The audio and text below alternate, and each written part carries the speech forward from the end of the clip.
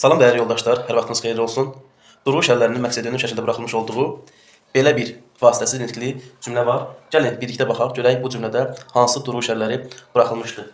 Ev sahibəsi ucadan oğlan mənə bax dedi. O topu bir də bizim həyətdə görsən, atana şikayət edəcəyəm. Bu cümlədə hansı duruş əlləri buraxılmışdır? Birlikdə bərpa edək. Ev sahibəsi ucadan vasitəsiz nitqdə bilirik ki, müəllif nitqi olur, bir də vasitəsiz nitqi olur. Ev sahibəsi ucadan qoşan nöqtə. Fikir ardınca yox, aşağısından verildiyi üçün yeni abzasda bu sözdən əvvəl tirə qoymalıdır. Oğlan mənə bax dedi. Məzmundan intihas edən tuturuq ki, burada oğlan sözü xitabdır, müraciət verilir, özündən sonra verili qoymalıdır. Mənə bax dedi. Dedi sözü cümlənin ortasında işləndiyi üçün özündən əvvəl və sonra həm vergül, həm də tirə işarəsi qoymalıdır. Bax, vergül, tirə, dedi, vergül, tirə. O topu bir də bizim həyətdə görsən, sasə şərt şəkilçisi var və intonasiyanın tələbinə görə də özündən sonra vergül işarəsi qoyulmalıdır. Atana şikayət edəcəyəm.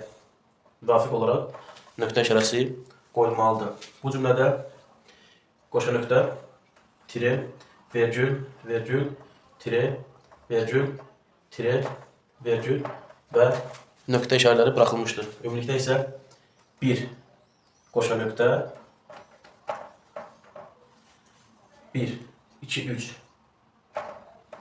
tirə, 1, 2, 3, 4, vergül, 4, vergül, 1, nöqtə.